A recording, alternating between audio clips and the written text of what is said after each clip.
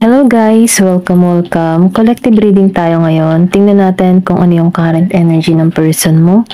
Be open-minded po, hindi po halos lahat makaka-resonate kaya piliin nyo na lamang. And thank you nga po pala sa mga nag-subscribe lalo na sa mga bumabalik. Marami pong salamat. Start na tayo. Give me the message for collective. Ano yung current energy ng person mo? Excuse me po. Eight of Pentacles. Excuse me. Meron ditong Four of Wands. Four of Wands reverse, the Empress. Queen of Swords. Then Eight of Swords. Two of Cups reverse. Oh my gosh. Lumabas ang Two of Cups reverse and Four of Wands reverse. Yung iba sa inyo, no? Nafe-feel ko dito na mas inuuna mo yung sarili mo. Okay? Ito lang nakikita ko dito. Yung iba ayaw makipag-dealing sa person nila. Maybe may hinanakit ka sa person mo. Or pwede rin sabihin, sobra na yung ginawa sa'yo. Kaya ayaw mo dito makipagkita, tinataguan mo, or sabihin natin na ayaw mo makipagkasundo dito, no? Nakikitaan ko dito ang Virgo, Capricorn, Taurus, Aries, Leo, Sagittarius, Gemini, Aquarius, Libra, then Scorpio, Cancer, and Pisces. Lumabas pang Wheel of Fortune reverse. Ang nararamdaman ng person mo, kumbaga, malungkot ito, okay? Malungkot to kasi hindi niya na may pasok muli yung sarili niya sa'yo. Okay? I mean, sa hindi may pasok, hindi ka na niya mabalikan. Hindi niya alam kung paano siya tutungo sa'yo. Maybe, malaki na yung ginawa mong harang dito or pwede rin sabihin, meron kang blockage na ginawa dito sa person mo. Kaya kung bakit nagkikang Queen of Swords. Okay? Nakikitaan ko din dito, no? Gustong trabahuin ng person mo tong connection na to. Kaya lang, ikaw, ayaw mong makipag-cooperate dito. Pwede nang sabihin, tapos ka na dito sa connection na to. Naibawi mo kasi yung sarili mo dito sa The Empress and the Queen of Swords. Matatag ka, matalino ka. Then, nakikitaan ko din yung malaking transformation na nagaganap sa'yo. So, ngayon, yung person mo dito, feeling lost, okay, nababagabag to. Nag-iisip, kaya lang, meron din ditong hindi siya makatulog, okay? Marami siyang problemang tinatahak dito sa Eight of Swords kasi nahihirapan siya. Maybe, nahihirapan tong tao na ito kasi ayaw mong makipagkasundo, ayaw mong makipagkita, ayaw mong, yung para bang nawawalan ng pag-asa siya sa connection na to, okay? Yung iba sa inyo, nakikitaan ko dito na hindi ka na nakikipag-deal dito sa person mo. Pero itong person mo, handa siyang kumilos para sa'yo. Maybe ikaw ngayon, marami kang option or pwede rin sabihin mas marami kang priority inuuna sa panahon ngayon dito sa Seven of Cups. Ito lang yung nakikita ko. Marami kang priority, mas inuuna mo yung sarili mo or pwede rin sabihin na meron kang mga proyekto or pwede rin sabihin meron kang bagong manliligaw na kung saan dito ka namimili, okay? Marami kang choices or pwede rin sabihin na itong person mo kaya mong inalisan dahil marami siyang choices, okay?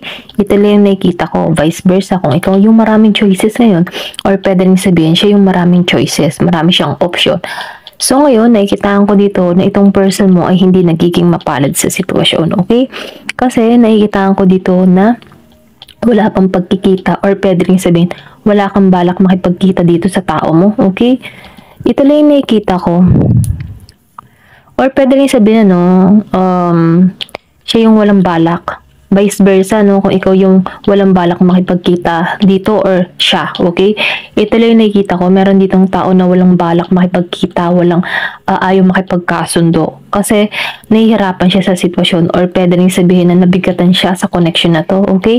Ito lang yung nakikita ko. Pero ganun pa man, no? Meron ako nakikita ditong nakabangon muli.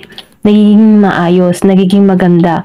Pinapriority niya yung kanyang sarili, maybe nagse-self-love, or pwede rin sabihin na tinulungan niya yung sarili niya dito sa Queen of Swords na maibangon niyang muli dito, okay? Then nakikitaan ko dito, merong good news na parating sa'yo, okay? Ayan, tingnan pa natin dito sa card. Yung iba sa inyo, no, nakikitaan ko dito na need ng travel or pwede rin sabihin na meron ditong uuwi. Uwi ng Pinas, ganon. Give me more information. Ano pa yung mensahe? Give me the message. Ano pa yung mensahe sa'yo? So, meron ditong the stars reverse. So, nakikitaan ko dito, no, three of fire and the magician reverse. Nakikitaan ko dito, no, maybe meron ditong hiling na hindi natupad or pwede rin sabihin na wini-wish ka ng person nito pero hindi pa nangyayari kung ano yung kanyang hinihiling dito. Gusto nito ng pakikipagkasundo, okay? Ito lang yung nakikita ko. Gusto na nito makipag-ayos.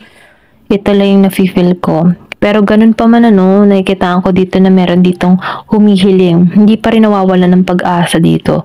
Okay, na isang araw may magbagong isip sa connection na to. Ito lang yung nakikita ko.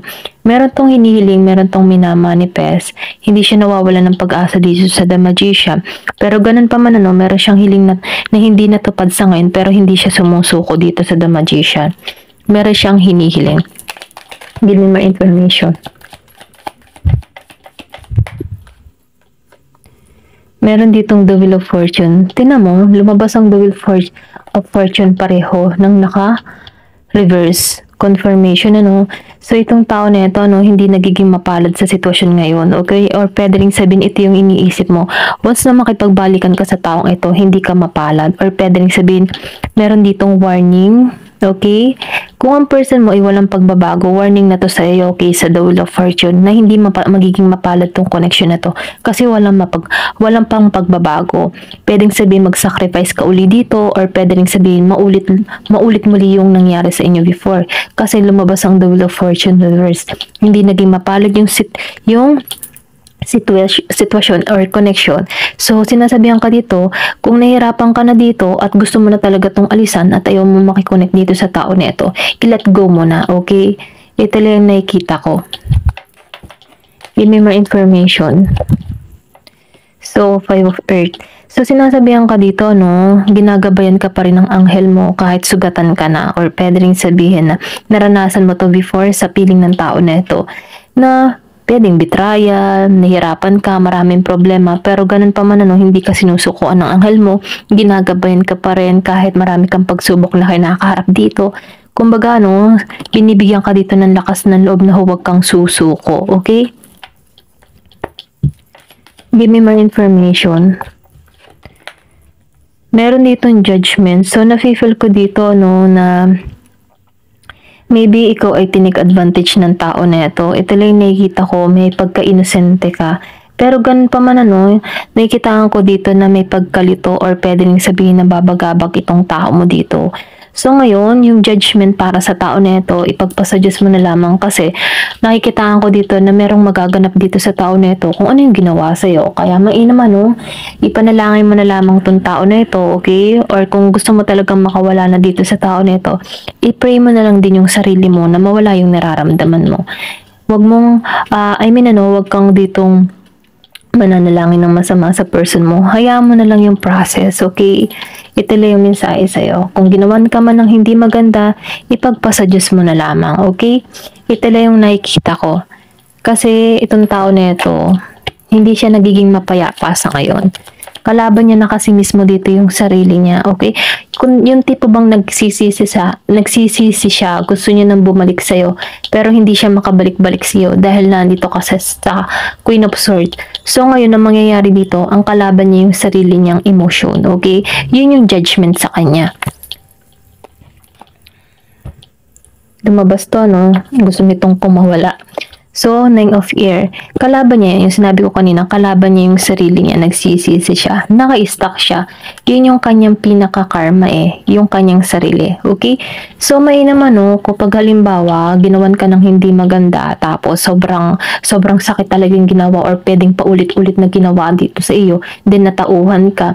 So, kailangan mo na tong i-let go. Ipagpasuggest mo na lamang. Kasi, once na may pagbabagong nagaganap sa iyo at naging strong ka at matatag ka dito, hindi na to dito makakapasok sa buhay mo. So, ibig sabihin, ang mangyayari dito, may stuck siya. May panghihinayang siyang mararamdaman. Doon papasok yung konsensya, guilty para sa ginawa niya sa'yo. Doon niya malalaman yung halaga mo na kung saan meron ka ng iba, or pwede rin sabihin na kung saan may gumugugol na sa oras mo. Doon na papasok yung panghihinayang sa tao na ito. Kaya itong tao na ito, no, nafe-feel ko dito yung stuck kasi nahihirapan siya eh, okay? Kumbaga, kung ano yung pinaranas niya sa'yo, ganun din yung mararanasan niya, okay? Lalo na kung malaking pinagbago mo sa iyong sarili. Ito lang yung nafe-feel ko. Give me more information. So, Knight of Air. Nakikitaan ko ditong marami kang aral na natutunan dito, marami kang lesson, okay?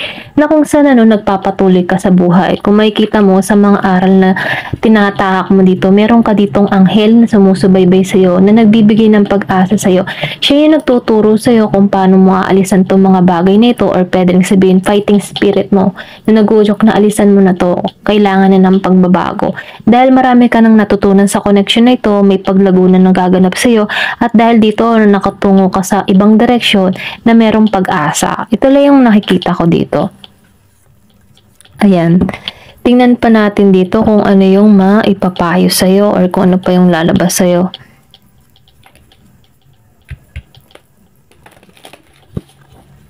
Give me the message.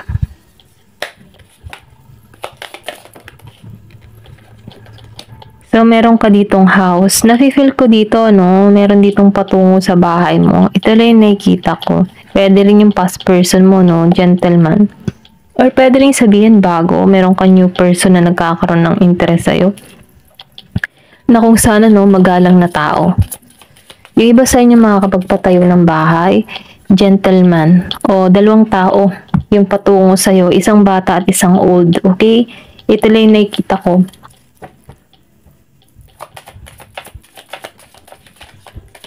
Or pwede rin sabihin, ito rin yung past person mo. Meron ditong 28. Kumbaga, bata pa kayo before, okay?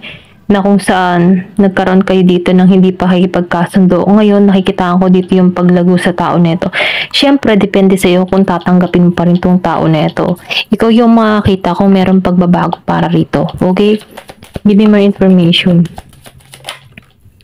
So, dog, nakikitaan ko dito yung tapat. Magiging tapat na to sa'yo. Okay? Ito lang yung nakikita ko dito sa dog.